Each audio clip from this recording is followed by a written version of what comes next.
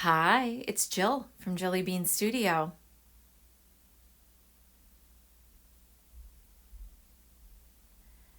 I hope you can join me today for some fun junk journaling.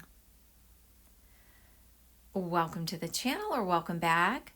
So in today's video, I am going to jump into the middle of the month for Junk Journal July. This is hosted by Meg at Meg Journals and also Get Messy Art and a lot of other collaborators. So I will link that below. And the basic idea is to have fun each day with the prompts that they set up. And I have that on the right. And for me, over the last I'd say a week and a half or so, I've been trying to put a little bit more texture into the junk journal. I had a great time with a lot of painting, pen work, and even little bits of fabric. But today I'm going to kind of dig into 3 easy texture tips to share with you. And also one more thing to share before I get into that is I still have in my Ko-fi app for free these reverse coloring sheets. This one, of course, I doodled all over with a nice white gel pen, but those are available as well for free, and I will link those below. So for Junk Journal July, I've been enjoying doing the prompts, and it's kind of tricky, I think, sometimes. You wonder, you look at some other people's videos, you wonder how you want to approach it. So for the last week and a half or so, I was looking at what I was using, again, a lot of paints and pens, and I thought I could add a little bit more texture. So the first thing I did was grab some of this burlap that is has a cute little sand dollar painted on it, and that's some material that I got, I think at the Dollar Tree or something. And I kind of went back and added a few bits here and there. And I think it's just a nice way to add more dimension to your junk journal and your spreads. By the way, this junk journal is mostly made out of envelopes, scrap paper, and book text. And I do have a playlist, so if you want to check that out, if you care to see how it was made. And so as I went through the last week and a half of prompts, I decided I was going to kind of have a little bit more fun with texture. So the second thing that I grabbed for is tissue paper. Now this tissue paper on the right that's brown that I covered the envelope with was actually packaging itself. And then I bought this sari silk, that's the little ticket, the little label that came with it. So that was also packaging. And I love that sari silk. That will be the closure for the journal. So those were prompts 11 and 12, stamps and packaging. For prompts 13 and 14, light and weather, I decided to repurpose this little, again, a dollar store canvas and make a little scene with the colored pencils. So this one is weather, nice little beach day there. And that was really easy to do.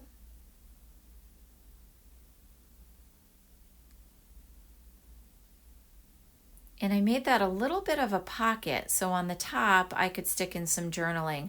I don't know about you, but I am a person, I love to jot notes. My junk journals are my personal journals, and to me, writing down a few notes across the week is just a great way to memory keep. And then for prompt 13, light, I went over on the left just a little bit so that it was a horizon line. And again, the color pencil worked perfectly on that dollar store canvas. Now, isn't this gorgeous paper? This paper is origami paper designed by the mixed media artist Karen Elaine. And she does a lot with origami and making books. I thought it was gorgeous.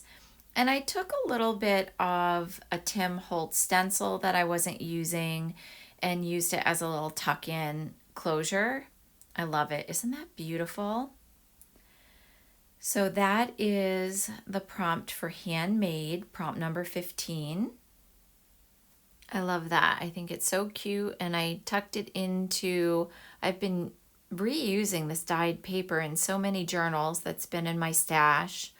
And then for aged, I went back to the tissue paper again, and also for 16, I did that petal in that silhouette shape.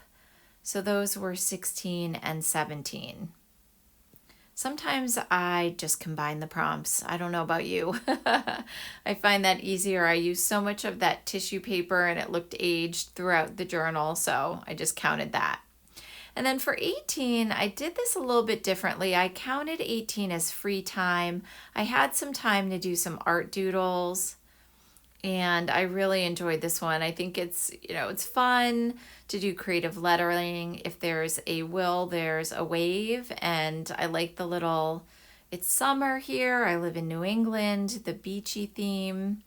So I considered that for prompt 18. Free time to art doodle. Can't go wrong with that. And then for prompt 21, I had the rest of that coloring page from the other side of the journal. And I think I still need to go back, honestly, with a little bit of color pencil there, but I did use some watercolor on that.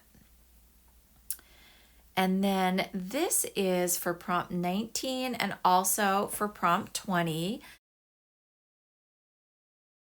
And I combined the two with the napkin layers. Again, a little bit of burlap got on that flower.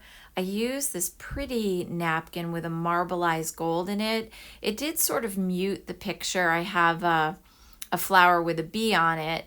When I started the video, there's a flower. I just this morning saw a monarch butterfly, and I haven't seen one in our garden in forever. So that was delightful. And yeah, a cute little tag made out of a Pantone postcard with the marbled napkin.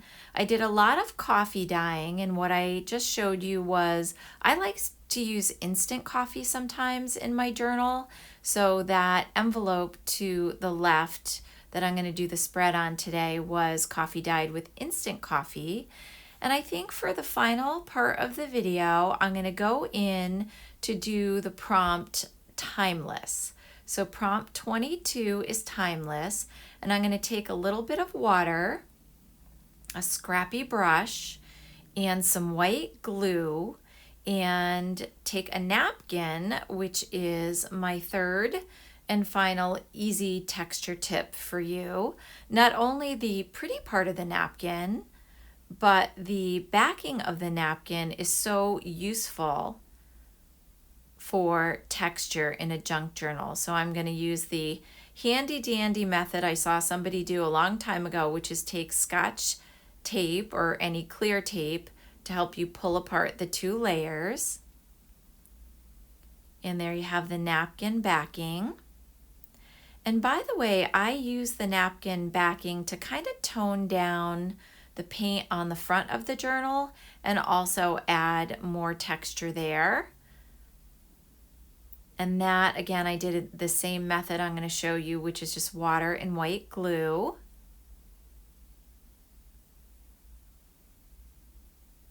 Same thing I did on the Pantone postcard. And then this is, of course, the pretty front of the napkin. Now, prompt 22 is timeless, and I wasn't sure what direction to go, but I think evergreen and foliage and that natural look is sort of timeless. And I do have the coffee dyed paper, which a lot of journalers use. So I don't know. That's my take on timeless today. Prompt 22. And often the way I like to collage is to take a scrappy brush. Yeah, maybe I should move this, my doodle. I might get messy. Good idea, Jill, because I can get very messy. And I take a scrappy brush and I dip it. The water is actually outside of camera shot right now. I dip it in the water first, and then I dip it in the white glue.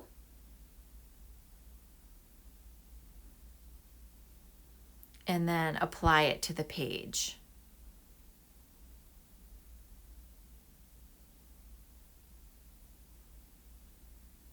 Sorry if you hear my fan or air conditioning in the background right now. It is a beautiful summer day here in New England. That butterfly I showed in the beginning pic, and I'll end with it, was a beautiful monarch butterfly that landed in the garden today on the purple coneflower, the same one actually, or same garden section as where I took that cute little picture of the bee.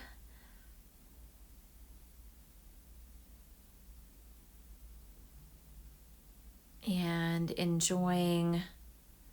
really enjoying some wonderful July time. Junk journal July time, summer July time. It's all good, right? So I think I'm going to go in at the bottom here with more napkin. So again, an easy texture tip for your junk journals is a napkin, and you can use the backing as well as the decorative side.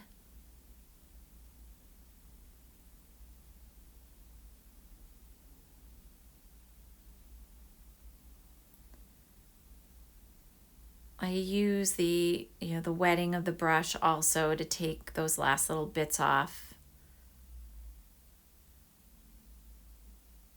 to edge it in, and then a little bit more.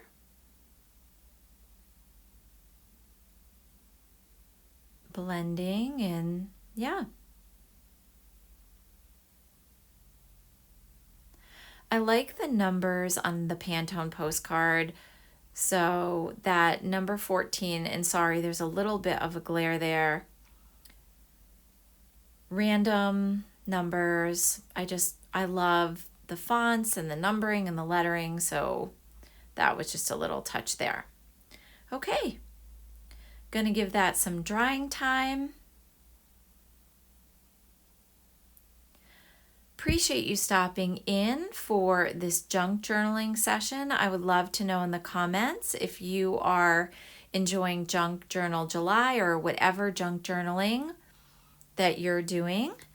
And I hope that if you're interested in the reverse coloring sheets, you download those and enjoy them.